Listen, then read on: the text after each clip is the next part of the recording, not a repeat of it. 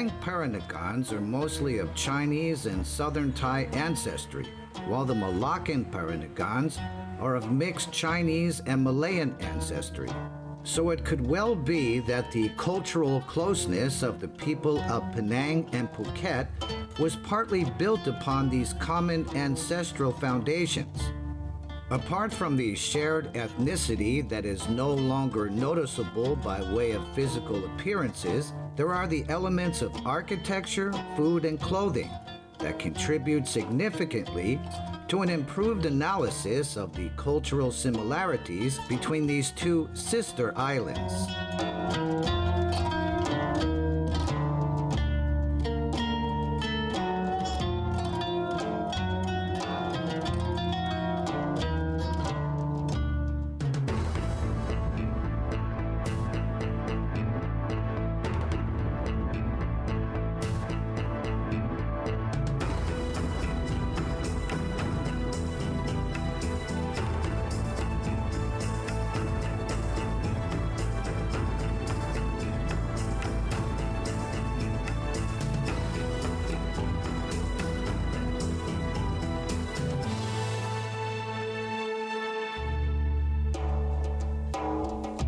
Through the lace of the KEBAYA fabric. The prosperity of Penang's wealthy classes was generated by the tin mining industry. Evidence has survived for later generations to admire in the grandness of architecture, as well as the furniture and many other expensive items exhibited in Peranakan Mansion. This refreshingly green Ang Mo Lao, owned by Shung Gang Gui, is another example of a well-preserved mansion. Artifacts and interior design aspects, which embody the blending of Chinese and European artistic qualities, are exhibited in the different parts of the house. There are light passages in the central part of the house, as well as small-scale water sources that are characteristic incorporations which support ways of life in the tropical regions. And even these functions bear similarities to those found in the Ang Mo Lao mansions in Phuket. This is due to the fact that the building, which was formerly a place of residence, has now been fully transformed into a museum. And they are very different type of painting. Usually, even after 100 years, the color get faded, but this one they use the color is not the normal watercolor. Like for example, the red color, they use ruby, make it into powder and then paint on it. That's why until now you see the color, wow, Still bright. still very bright. More than 100 years already, the color is so nice. They use the mineral, it's the stone, precious stone, yeah? Ruby, jade, all this are pounded and then making all this. And look at that, every detail of that. You know why he was promoted by the Emperor of China? They call the third rank officer because he donated a lot of money to China. So he was like special status. Yeah, and this is our Master Chang. Apart from the famous Ang Mo Lao mansions, such as Hong Yok House and Shim Prasha House, there is another category of architecture that has formed an important aspect of Phuket's image. The Tiem Shu, or historic Chinese-style commercial buildings, are also features shared by Phuket and Penang. The cultural heritage value of these Tiem Shu shop houses has given Georgetown of Penang its revered status as a UNESCO World Heritage Site. เมืองเก่าปีนังเนี่ยเนื่องจากว่าการค้าขายธุรกิจต่างๆเนี่ยเขาชะงักงันไปเลยหลังจากที่เขาถูกบอมหลังจากสงครามโลกครั้งที่2มาเนี่ยหลายคนก็ทิ้งร้างบ้านตัวเองไปไม่ได้เห็นคุณค่านะก็ทิ้งไปทำอุตสาหกรรมในแถบตอนใต้ของเกาะไปย้ายไปอยู่คอนโดย้ายไปอยู่บ้านทางชานเมืองเรียกว่าแล้วก็ทิ้งเมืองเก่าไว้แต่เมืองเก่าเขาเนี่ยมีจำนวนบ้านเนี่ยนับเป็นหมื่นหลังเทียบกับเมืองเก่าภูเก็ตเราเนี่ยเป็นแค่หลักพันกว่าของเขาก็เป็น10 เท่าของเราอาณาเขตสภาพบ้านสภาพเมืองเนี่ยแต่บ้านเก่าของเขาเนี่ยก็ไม่ได้การเปลี่ยนแปลงเลยเนื่องจากว่าไม่มีคนอยู่อาศัยซะมากมันก็เลยยังอยู่เหมือนสภาพเดิมความเป็นเขาเรียก ethnicity เนี่ยมันยังสูงมาก ขณะเดียวกันบ้านเมืองเก่าของเราเนี่ยพันกว่าหลังก็จริงแต่เรายังอยู่นะการอยู่อาศัยเนี่ยมันทำให้เราเปลี่ยนแปลงรูปทรงของอาคาร ไม่ว่าจะหลังคาวัตถุที่เป็นเฟอร์นิเจอร์ต่างๆเอาแอร์เข้าไปติดเอาอลูมิเนียมเข้ามาใส่นะโดยที่ว่าบ้านเนี่ยมันได้ถูกทำลายไปทีละนิดทีละนิดสภาพบ้านบางหลังเนี่ยถึงกับทุบรื้อเลยนะรื้อแล้วก็เพื่อจะสร้างใหม่นะฮะเราก็ไม่ได้นึกถึงความเป็น authenticity ความจริงแท้นะครับอันนี้ก็เป็นเหตุผลอันหนึ่งข้อแรกว่าที่ทำให้เราเนี่ยจะไปยื่นเรื่องยูเนสโกเนี่ยลำบากเพราะว่าความแท้ของเราเริ่มหายไป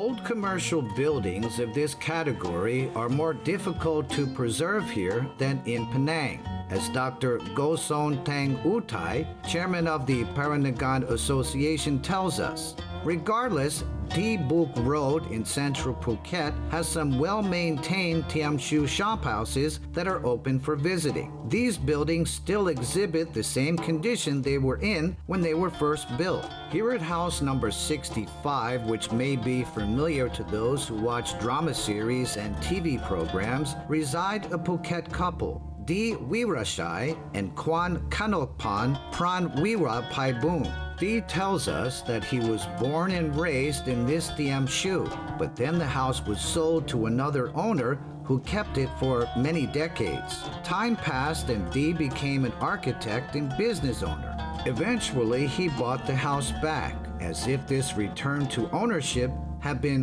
predestined. ลักษณะบ้านที่แคบและยาวบ้านจะถูกออกแบบเป็นผมใช้คำว่าซีเควนต์เนาะเป็นโถงไปเรื่อยๆโดยที่เหมือนกับว่าถ้าเราสนิทกันเราก็จะถูกเชื้อเชิญให้เข้าไปลึกเข้าไปแต่ถ้าเราไม่สนิทกันเราผิวเผินจะถูกใช่ตั้งแต่สมมติคุณมาค้าขายก็จะคุยกันข้างนอกหรือว่าถ้าสนิทก็เปิดประตูเข้ามาก็นี้ก็จะเป็นโถงแรกคือโถงของการโถงต้อนรับหรือรับแขกแล้วก็อาจจะเป็นที่นัดคุยเหมือนจะเรียกว่าห้องรับแขกก็ได้เนาะหลักๆก็จะเป็นที่ไว้สำหรับกันเพื่อเข้าไปในโซนส่วนตัวหรือ private เข้าไปหลังจากนี้แล้วถ้าแขกสนิทขึ้นมาหน่อยก็จะเชิญเข้าไปในสเต็ปต่อไปตั้งแต่โซนนี้ไปครับคือโซนจริงเป็นโซนอยู่อาศัยแล้วแหละอันนี้เป็น private ละโซนนี้คือเหมือนกับเมื่อก่อนก็ดูทีวีห้องทีวีแล้วก็อยู่กันตรงนี้ก็จะอยู่เป็น family room แล้วก็บันไดก็ขึ้นชั้น2ไปห้องนอนถ้าเป็นแขกสนิทหน่อยก็ได้เข้ามานั่งคุยอยู่ตรงนี้ใช่ครับถ้าสนิทไปเรื่อยๆก็จะไปนั่งกินข้าวที่โต๊ะกินข้าวแล้วก็ไปสุดที่ครัวเลยเนื่องจากที่ดินแคบและยาวอาจจะเป็นการดีไซน์หรือภูมิปัญญาว่าไม่นั้นจะมืดก็เลยมีการเปิดช่องแสงจริงช่องแสงนี่มีประโยชน์หลายอย่างนะครับก็คือนอกจากแสงทำให้บ้านไม่มืดแล้วยังเป็นการระบายอากาศลมระบายอากาศดีมากทุกบ้านที่ในถนนเส้นนี้ก็จะมีบ่อน้ำอยู่ตำแหน่งนี้จริงก็เป็นจุดที่คงเมื่อก่อนคงเป็นน้ำระบายลงไปในบ่อด้วยแต่นี่คือสายน้ำนะเพราะว่าทุกบ้านจะมีตรงกันหมดเลยสมัยก่อนมีการเอาขึ้นมาใช้ครับทุกวันนี้ก็ยังใช้อยู่ก็ส่วนหลังที่สุดของบ้านจริงก็จะเป็นพื้นที่ห้องน้ำครับแล้วก็ทางออกไปสู่ถนนหลังบ้านโดยที่ห้องน้ำก็ทั้งบ้านเนี่ยก็จะมีห้องน้ำอยู่ห้องเดียวทำไมต้องอยู่หลังบ้านเพราะว่าถนนเส้นนี้เป็นถนนสำหรับไปตลาดแล้วก็เป็นถนนที่สำหรับเทศบาลเมื่อก่อนไม่มีถังบำบัดก็ค่อยใช้วิธีการเอาถังขี้ใส่ถังแล้วถังขี้ไปทิ้งก็จะมีคนมาเพราะฉะนั้นเขาก็การออกแบบการวางถังก็เพื่อความเรียบร้อยเนาะก็จะเป็นเซอร์วิสจะมีรถมาขนThe design of the building is different from that of an Angmor Lao, and yet the functions were structured upon similar foundations. Apart from the light passages which served important functions, the architects of these commercial buildings also took into consideration the privacy of the young female residents. At the upper wall of the lounge, there is a wooden frame of latticework which served as a protective veil. When guests entered the house, the women were able to view the guests from behind the latticework in order to properly identify them. If it was an unfamiliar man, the women could then hide away comfortably in the inner part of the house. Apart from being the owner of this Tiam Chu, Thi's wife Kwan is also an expert in folk cuisine due to her professional background in gastronomy at the Phuket City Municipality. She was also part of the coordination efforts in putting forward the proposal for Phuket to become registered as a UNESCO Creative City of Gastronomy. ภูเก็ตในยุคหนึ่งที่การแลกเปลี่ยนทางวัฒนธรรมมีฝรั่งเข้ามาเยอะอะไรอย่างเงี้ยค่ะกลายเป็นว่าภูเก็ตเนี่ยเป็นฮับเป็นศูนย์รวมของ expat ก็คือชาวต่างชาติที่ย้ายถิ่นฐานเข้ามานะคะมันก็เกิดอย่างส่งเสริมการท่องเที่ยวอะไรอย่างเงี้ยค่ะมีทั้งคนจีนเกาหลีฝรั่งยุโรปเข้ามาก็เกิดความหลากหลายมากขึ้นไม่เฉพาะอาหารจีนหรืออาหารปุ้นเตที่เราเรียกกันว่าเป็นอาหารท้องถิ่นของภูเก็ตนะคะทำให้ความหลากหลายของอาหารนะคะที่บอกว่าเรามีอาหารที่เกี่ยวข้องกับประเพณีตั้งแต่เกิดจนตายKwan provides further explanation concerning food rituals from birth to death. For newborn babies, Phuketians would steam the yu bung sticky rice and serve it with boiled eggs and the ong gu sweet snack. For adults, stir-fried noodles form an important menu item for weddings due to the noodle's symbolic association with longevity. There is also a Hokkien ceremony called Ba Da, in which rites of filial piety are performed. The red turtle is incorporated, since it's also associated with longevity. And finally, there are the funerary rites, in which the descendants of the deceased eat the O Dao, which are Phuket's famous fried mussels associated with unity within the family. Besides Kwan,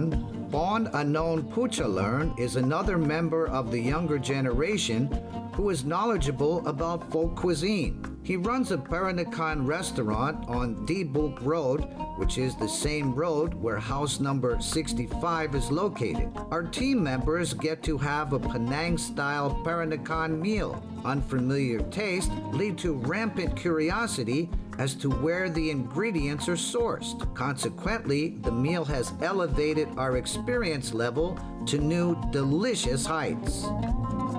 ซีอิ๊วขาวครับซีอิ๊วขาวซีอิ๊วดำอย่างหมูฮ้องที่ทานในวันนี้ครับร้านเราจะต่างจากที่อื่นเพราะเราใช้ซีอิ๊วตาของปีนังครับเป็นซีอิ๊วที่อาม่าเหมือนคนจากปีนังเขาซื้อมาให้แล้วอาม่าก็ใช้มาเรื่อยๆจนเราทำหมูฮ้องเราก็ใช้ซีอิ๊วนี้แหละครับทำแล้วพอเราไปกินกับตัวอื่นนะครับเรามีความรู้สึกว่า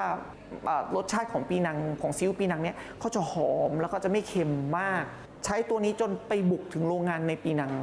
แล้วก็ดูขั้นตอนการผลิตก็ได้คุยว่าอ๋อทำไมซีอิ๊วเขาถึงพิเศษกว่าที่อื่นครับในเมนูวันนี้ที่ผมพูดได้เต็มปากเลยนะฮะว่าเป็นเมนูที่เรารับของปีนังมาก็คือแกงปลาตูมีแกงปลาตูมีเนี่ยเป็นอาหารบาๆของชาวปีนังแล้วก็เป็นอาหารที่ภูเก็ตผ่านการแต่งงานการย้ายอพยพถิ่นฐานของคนปีนังเข้ามาสู่จังหวัดภูเก็ตครับแล้วคนภูเก็ตก็รับแกงตัวนี้มาทานโดยที่ตอนนี้กลายเป็นอาหารภูเก็ตแล้วครับ Speaking of Phuket's folk cuisine, the tradition of eating vegetables also needs mentioning in addition to its relationship with Chinese shrines. This is yet another cultural aspect that Phuket and Penang have in common. ตอนนี้เราอยู่ที่สถานที่ศาลเจ้าจุยตุ๋ยเต้าโบเก้งจังหวัดภูเก็ตหรือคนภูเก็ตนิยมเรียกว่าอามจุยตุ๋ยครับจริงๆที่คนภูเก็ตนิยมเรียกว่าเจี๋ยชายหรือประเพณีกินผักเนี่ยเพราะจริงๆเดิมทีในอดีตเนี่ยก็คือเป็นผักแล้วเรากินหมดเราไม่ได้มีความเชื่อแบบพุทธมหายานหรือว่าแบบที่อื่นที่ว่าห้ามกินผักที่มีกลิ่นฉุน5ชนิดหรือผักให้โทษ5ชนิดหรือที่เรียกว่าอู่ฮุนในภาษาจีนกลางจริงๆศาลเจ้าเต้าโบเก้งที่ภูเก็ตกับที่ปีนังรวมไปถึงที่สิงคโปร์ด้วยจริงๆของเราก็มีความคล้ายคลึงกันมากคือเราจะไหว้สักการะองค์เทพหลักของศาลเจ้าที่อยู่ในเต้าโบเก้งนี่ก็คือองค์ประธานกิ้วอองไตเต其实现在年轻人吃素还蛮多的啦，尤其在我们这个九皇大帝的这个盛典的时候，就是说庆祝这个九皇大帝的节日， 9天里面呢，我们都很多年轻人在吃素，因为主要就是延伸我们家里的父母亲啊，他们都有这样的一个习惯。然后当然在马来西亚，我们这里北马区呢，就是槟城跟包括这些北海呢，是的，这个因为尤其是北马区啦这一带的我们九皇大帝的这些活动都非常的热闹，然后也吸引了非常多国家的这些信众一起来拜这个我们的九皇大帝，对。Architecture and food are not the only important aspects shared by Penang and Phuket. Clothing also forms a common thread interconnecting the cultural heritage of the two islands. So this is a typical costume or dress by this Yaya, Peranakan. So on top is called KEBAYA. This is sarong. So it's our shared heritage. Yeah. And sarong is typically either made in Malaysia or Indonesia. I think you have to be in a very good shape to wear this. No, it's flexible. If you put on weight, eat a lot, you can wear. Because no button. You can make it wider or you make it thinner. So it's very flexible. Expensive. Oh, a good Yaya can make her own kabaya. You don't need to buy. But of course now, Yaya cannot make, so they had to buy. Not cheap, very expensive, all handmade, take many months. How about those ladies who don't have that much money? Sorry, you buy cheap one. No flower, nothing. Okay, so simple. no like fancy Yeah, pattern. no expensive. Yeah, the more laces, the more flowers, the more expensive. Yeah, and this one is not easy. All the handwork. So maybe And of course, the evolution of the kebaya is very interesting because it started with the Dutch ladies. It was a hot tropical climate, and so they donned the white laces. And because the Portuguese was here, they taught lace making to the schools. And so Penang, Singapore, and Palembang were the center of lace making. Around the beginning of maybe even late 1800s, the Dutch ladies was already wearing the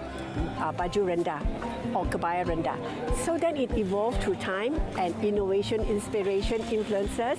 And the kebaya is fantastic because it's European. It's also the local people and the Chinese, the Bapa Nyonya Chinese are wearing it. So it's like kind of very standard for Nusantara, for the Malay archipelago.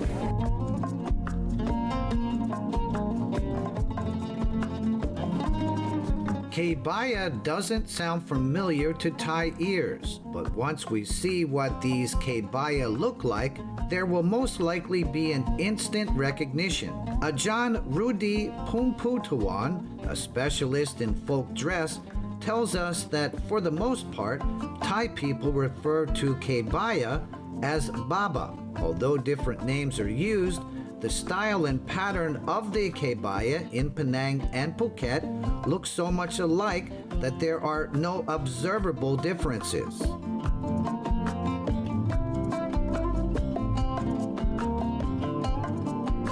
นี่รุ่นแรกสุดเป็นแบบนี้นะรุ่นนี้ยังไม่มีจากเย็บผ้าที่เป็นฉลุลาย พอรุ่นที่2เริ่มฉลุลายแล้วแต่ยังไม่มาก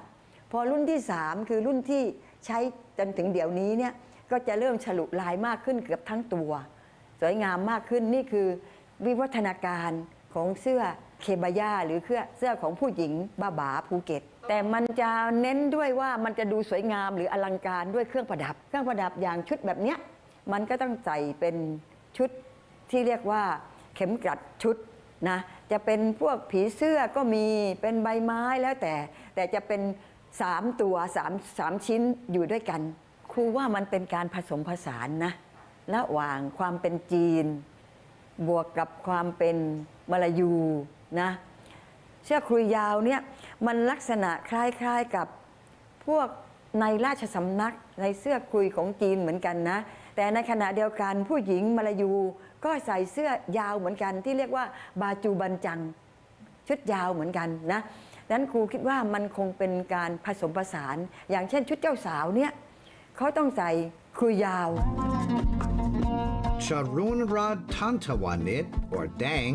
is a daughter-in-law of the fourth generation of the Shimprasha house. She's an expert in the area of Baba Yaya clothing. Whenever there is a festival in Phuket, ladies young and old travel to this Ang Mor Lao to seek advice on what to wear from Dang.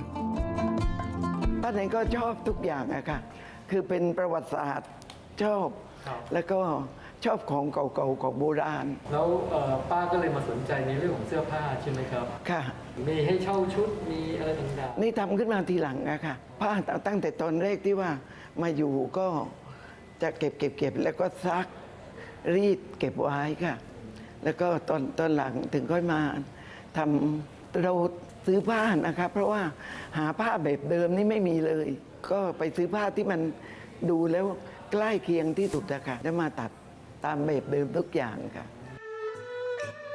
Apart from the batik KEBAYA and sarong, which form the important components of Baba Yaya dress, shoes are also distinctive indications of the culture of Chinese descendants residing in the tropical regions. Clement Liang tells us that the details of Peranakan shoes incorporate glass beads in the sewing. Chinese influences can also be observed in the colors and designs, and yet the style of the shoes closely resembles sandals, which are better suited to the hot climate in these parts. So these shoes have turned out looking more like Thai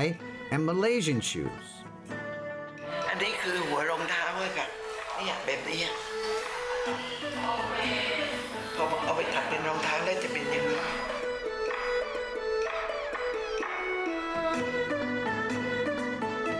แร่หนึ่งพรกคือ1กะลาเนี่ยแร่ดีบุกค่ะราคาที่ได้รับเนี่ยเท่ากับทอง1สลึงค่ะน่าสนใจและเย้ายวนใจมากนะคะเพราะนั้นผู้หญิงภูเก็ตขยันค่ะชอบแต่งตัวใช่ค่ะแต่ได้จากน้ำพักน้ำแรง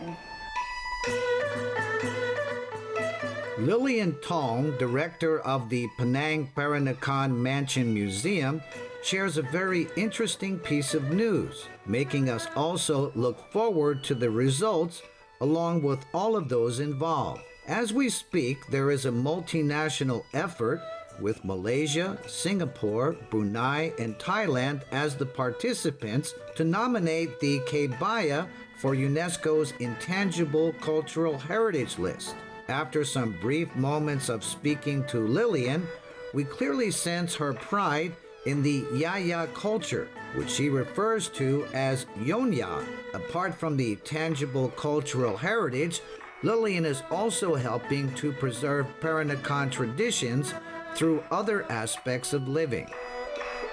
So besides dressing, which gives the identity, because if I dress in normal clothes, then people don't see me as a Nyonya,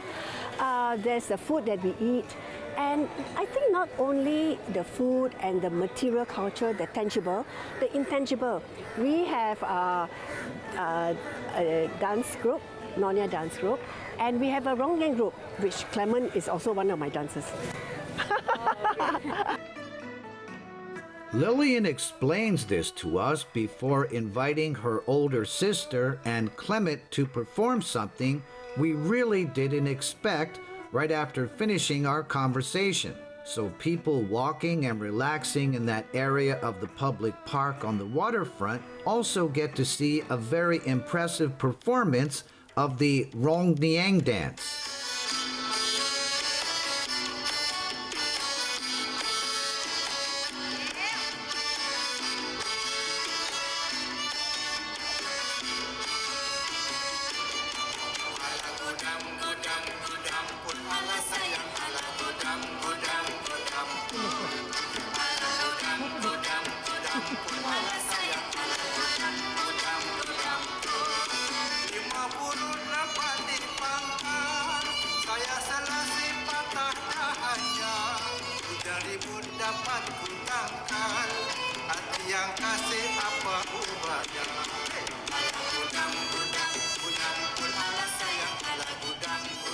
Phuket and Penang share many precious aspects of a very wide range of cultural elements. Our visits to the two islands took place over very close periods of time. So we do sense that the relationships between the two islands are essentially different parts of the same cultural landscape. Phuket hasn't yet been registered as a World Heritage Site according to the wishes of the locals. But at the very least, Phuket has already been holding the lofty status of a UNESCO Creative City of Gastronomy for many years. And within the foreseeable future, it does seem like the KEBAYA as an artifact of hope